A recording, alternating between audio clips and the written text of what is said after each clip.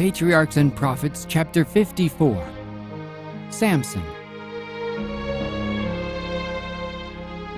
Amid the widespread apostasy, the faithful worshippers of God continued to plead with him for the deliverance of Israel. Though there was apparently no response, though year after year the power of the oppressor continued to rest more heavily upon the land, God's providence was preparing help for them. Even in the early years of the Philistine oppression, a child was born through whom God designed to humble the power of these mighty foes. On the border of the hill country overlooking the Philistine plain was the little town of Zorah. Here dwelt the family of Manoah of the tribe of Dan, one of the few households that amid the general defection had remained true to Jehovah. To the childless wife of Manoah, the angel of Jehovah appeared with the message that she should have a son, through whom God would begin to deliver Israel. In view of this, the angel gave her instruction concerning her own habits, and also for the treatment of her child. Now therefore beware, I pray thee, and drink not wine nor strong drink, and eat not any unclean thing. And the same prohibition was to be imposed from the first upon the child, with the addition that his hair should not be cut, for he was to be consecrated to God as a Nazirite from his birth. The woman sought her husband, and after describing the angel, she repeated his message. Then, fearful that they should make some mistake in the important work committed to them, the husband prayed, "Let the man of God which thou didst send come again unto us, and teach us what we shall do unto the child that shall be born." When the angel again appeared, Manoah's anxious inquiry was, "How shall we order the child, and how shall we do unto him?" The previous instruction was repeated. "Of all that I said unto the woman, let her beware. She may not eat of anything that cometh of the vine, neither let her drink wine or strong drink, nor eat any unclean thing. All that I commanded her, let her observe." God had an important work for the promised child of Manoah to do, and it was to secure for him the qualifications necessary for this work that the habits of both the mother and the child were to be carefully regulated. "Neither let her drink wine or strong drink," was the angel's instruction for the wife of Manoah, "nor eat any unclean thing. All that I commanded her, let her observe." The child will be affected for good or for evil by the habits of the mother. She must herself be controlled by principle, and must practice temperance and self-denial if she would seek the welfare of her child.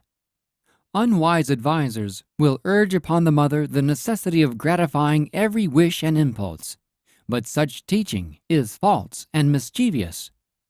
The mother is by the command of God himself placed under the most solemn obligation to exercise self-control. And fathers, as well as mothers, are involved in this responsibility. Both parents transmit their own characteristics, mental and physical, their dispositions and appetites, to their children. As the result of parental intemperance, children often lack physical strength and mental and moral power. Liquor drinkers and tobacco users may and do transmit their insatiable craving, their inflamed blood, and irritable nerves to their children. The licentious often bequeath their unholy desires and even loathsome diseases as a legacy to their offspring. And as the children have less power to resist temptation than had the parents, the tendency is for each generation to fall lower and lower. To a great degree, parents are responsible not only for the violent passions and perverted appetites of their children, but for the infirmities of the thousands born deaf, blind, diseased, or idiotic. The inquiry of every father and mother should be, "What shall we do unto the child that shall be born unto us?" The effect of parental influences has been by many lightly regarded, but the instruction sent from heaven to those Hebrew parents, and twice repeated in the most explicit and solemn manner, shows how this matter is looked upon by our Creator. And it was not enough that the promised child should receive a good legacy from the parents. This must be followed by careful training and the formation of right habits. God directed that the future judge and deliverer of Israel should be trained to strict temperance from infancy. He was to be a Nazirite from his birth, thus being placed under a perpetual prohibition against the use of wine or strong drink. The lessons of temperance, self-denial, and self-control are to be taught to children even from babyhood. The angel's prohibition included every unclean thing. The distinction between articles of food as clean and unclean was not a merely ceremonial and arbitrary regulation, but was based upon sanitary principles. To the observance of this distinction may be traced in a great degree the marvelous vitality which for thousands of years has distinguished the Jewish people. The principles of temperance must be carried further than the mere use of spirituous liquors. The use of stimulating and indigestible food is often equally injurious to health, and in many cases sows the seeds of drunkenness. True temperance teaches us to dispense entirely with everything hurtful, and to use judiciously that which is healthful. There are few who realize as they should how much their habits of diet have to do with their health, their character, their usefulness in this world, and their eternal destiny. The appetite should ever be in subjection to the moral and intellectual powers. The body should be servant to the mind, and not the mind to the body. The divine promise to Manoah was in due time fulfilled in the birth of a son, to whom the name of Samson was given. As the boy grew up, it became evident that he possessed extraordinary physical strength. This was not, however, as Samson and his parents well knew, depended upon his well-knit sinews, but upon his condition as a Nazirite, of which his unshorn hair was a symbol. Had Samson obeyed the divine commands as faithfully as his parents had done, his would have been a nobler and happier destiny. But association with idolaters corrupted him. The town of Zorah being near the country of the Philistines, Samson came to mingle with them on friendly terms. Thus in his youth intimacies sprang up, the influence of which darkened his whole life. A young woman dwelling in the Philistine town of Timnath engaged Samson's affections, and he determined to make her his wife. To his God-fearing parents, who endeavored to dissuade him from his purpose, his only answer was, "She pleases me well." The parents at last yielded to his wishes, and the marriage took place. Just as he was entering upon manhood, the time when he must execute his divine mission, the time above all others when he should have been true to God, Samson connected himself with the enemies of Israel. He did not ask whether he could better glorify God when united with the object of his choice, or whether he was placing himself in a position where he could not fulfill the purpose to be accomplished by his life. To all who seek first to honor him, God has promised wisdom, but there is no promise to those who are bent upon self-pleasing. How many are pursuing the same course as did Samson?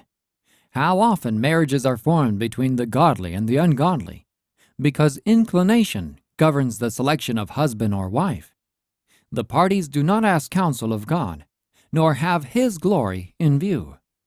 Christianity ought to have a controlling influence upon the marriage relation, but it is too often the case that the motives which lead to this union are not in keeping with Christian principles. Satan is constantly seeking to strengthen his power over the people of God by inducing them to enter into alliance with his subjects, and in order to accomplish this, he endeavors to arouse unsanctified passions in the heart. But the Lord has in His Word plainly instructed His people not to unite themselves with those who have not His love abiding in them. What concord hath Christ with Belial? Or what part hath he that believeth with an infidel? And what agreement hath the temple of God with idols? At his marriage feast, Samson was brought into familiar association with those who hated the God of Israel. Whoever voluntarily enters into such relations will feel it necessary to conform, to some degree, to the habits and customs of his companions. The time thus spent is worse than wasted. Thoughts are entertained, and words are spoken that tend to break down the strongholds of principle and to weaken the citadel of the soul. The wife, to obtain whom Samson had transgressed the command of God, proved treacherous to her husband before the close of the marriage feast. Incensed at her perfidy, Samson forsook her for the time, and went alone to his home at Zorah. When, afterward relenting, he returned for his bride, he found her the wife of another.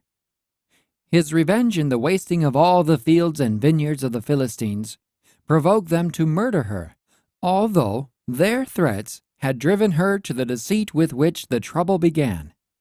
Samson had already given evidence of his marvelous strength by slaying single-handed a young lion, and by killing 30 of the men of Ascalon. Now, moved to anger by the barbarous murder of his wife, he attacked the Philistines and smote them with a great slaughter. Then, wishing a safe retreat from his enemies, he withdrew to the rock Edom in the tribe of Judah.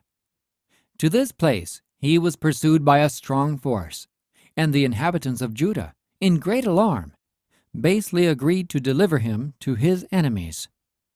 Accordingly, 3,000 men of Judah went up to him, but even at such odds they would not have dared approach him had they not felt assured that he would not harm his own countrymen. Samson consented to be bound and delivered to the Philistines, but first exacted from the men of Judah a promise not to attack him themselves, and thus compel him to destroy them. He permitted them to bind him with 2 new ropes, and he was led into the camp of his enemies amid demonstrations of great joy. But while their shouts were waking the echoes of the hills, the Spirit of Jehovah came mightily upon him. He burst asunder the strong new cords as if they had been flax burned in the fire. Then, seizing the first weapon at hand, which, though only the jawbone of an ass, was rendered more effective than sword or spear, he smote the Philistines until they fled in terror, leaving 1,000 men dead upon the field. Had the Israelites been ready to unite with Samson and follow up the victory, they might at this time have freed themselves from the power of their oppressors. But they had become dispirited and cowardly. They had neglected the work which God commanded them to perform in dispossessing the heathen, and had united with them in their degrading practices, tolerating their cruelty, and so long as it was not directed against themselves, even countenancing their injustice. When themselves brought under the power of the oppressor, they tamely submitted to the degradation which they might have escaped had they only obeyed God. Even when the Lord raised up a deliverer for them, they would, not infrequently, desert him and unite with their enemies. After his victory, the Israelites made Samson judge, and he ruled Israel for 20 years. But one wrong step prepares the way for another. Samson had transgressed the command of God by taking a wife from the Philistines, and again he ventured among them, now his deadly enemies, in the indulgence of unlawful passion. Trusting to his great strength, which had inspired the Philistines with such terror, he went boldly to Gaza to visit a harlot of that place. The inhabitants of the city learned of his presence, and they were eager for revenge. Their enemy was shut safely within the walls of the most strongly fortified of all their cities. They felt sure of their prey, and only waited till the morning to complete their triumph. At midnight, Samson was aroused. The accusing voice of conscience filled him with remorse, as he remembered that he had broken his vow as a Nazirite. But notwithstanding his sin, God's mercy had not forsaken him. His prodigious strength again served to deliver him. Going to the city gate, he wrenched it from its place and carried it, with its posts and bars, to the top of a hill on the way to Hebron. But even this narrow escape did not stay his evil course. He did not again venture among the Philistines, but he continued to seek those sensuous pleasures that were luring him to ruin. He loved a woman in the valley of Sorek, not far from his own birthplace. Her name was Delilah, the consumer. The vale of Sorek was celebrated for its vineyards. These also had a temptation for the wavering Nazirite, who had already indulged in the use of wine, thus breaking another tie that bound him to purity and to God. The Philistines kept a vigilant watch over the movements of their enemy, and when he degraded himself by this new attachment, they determined, through Delilah, to accomplish his ruin. A deputation consisting of one leading man from each of the Philistine provinces was sent to the Vale of Sorek. They dared not attempt to seize him while in possession of his great strength, but it was their purpose to learn, if possible, the secret of his power. They therefore bribed Delilah to discover and reveal it. As the betrayer plied Samson with her questions, he deceived her by declaring that the weakness of other men would come upon him if certain processes were tried. When she put the matter to the test, the cheat was discovered. Then she accused him of falsehood, saying, "How canst thou say, 'I love thee,' when thine heart is not with me? Thou hast mocked me these 3 times, and hast not told me wherein thy great strength lieth." 3 times Samson had the clearest evidence that the Philistines had leagued with his charmer to destroy him. But when her purpose failed, she treated the matter as a jest, and he blindly banished fear. Day by day Delilah urged him, until his soul was vexed unto death, yet a subtle power kept him by her side. Overcome at last, Samson made known the secret. "There hath not come a razor upon mine head, for I have been a Nazarite unto God from my mother's womb. If I be shaven, then my strength will go from me, and I shall become weak, and be like any other man." A messenger was immediately dispatched to the lords of the Philistines, urging them to come to her without delay. While the warrior slept, the heavy masses of his hair were severed from his head. Then, as she had done 3 times before, she called, "The Philistines be upon thee, Samson!" Suddenly awaking, he thought to exert his strength as before, and destroy them. But his powerless arms refused to do his bidding, and he knew that Jehovah was departed from him. When he had been shaven, Delilah began to annoy him and cause him pain, thus making a trial of his strength, for the Philistines dared not approach him till fully convinced that his power was gone. Then they seized him, and having put out both his eyes, they took him to Gaza. Here he was bound with fetters in their prison house, and confined to hard labor. What a change to him who had been the judge and champion of Israel! Now weak, blind, imprisoned, degraded to the most menial service. Little by little he had violated the conditions of his sacred calling. God had borne long with him, but when he had so yielded himself to the power of sin as to betray his secret, the Lord departed from him. There was no virtue in his long hair merely, but it was a token of his loyalty to God.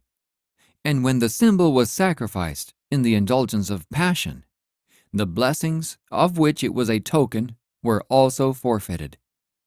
In suffering and humiliation, a sport for the Philistines, Samson learned more of his own weakness than he had ever known before, and his affliction led him to repentance. As his hair grew, his powers gradually returned, but his enemies, regarding him as a fettered and helpless prisoner, felt no apprehensions. The Philistines ascribed their victory to their gods, and exulting, they defied the God of Israel. A feast was appointed in honor of Dagon, the fish god, the protector of the sea. From town and country throughout the Philistine plain, the people and their lords assembled. Throngs of worshippers filled the vast temple and crowded the galleries about the roof. It was a scene of festivity and rejoicing. There was the pomp of the sacrificial service, followed by music and feasting. Then, as the crowning trophy of Dagon's power, Samson was brought in.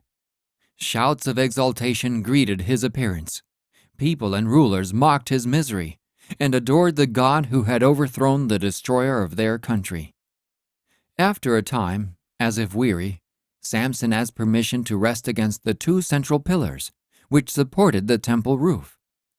Then he silently uttered the prayer, "O Lord God, remember me, I pray thee, And strengthen me, I pray thee, only this once, O God, that I may be at once avenged of the Philistines." With these words he encircled the pillars with his mighty arms, and crying, "Let me die with the Philistines," he bowed himself, and the roof fell, destroying at one crash all that vast multitude. So the dead which he slew at his death were more than they which he slew in his life. The idol and its worshippers, priest and peasant, warrior and noble, were buried together beneath the ruins of Dagon's temple. And among them was the giant form of him whom God had chosen to be the deliverer of his people.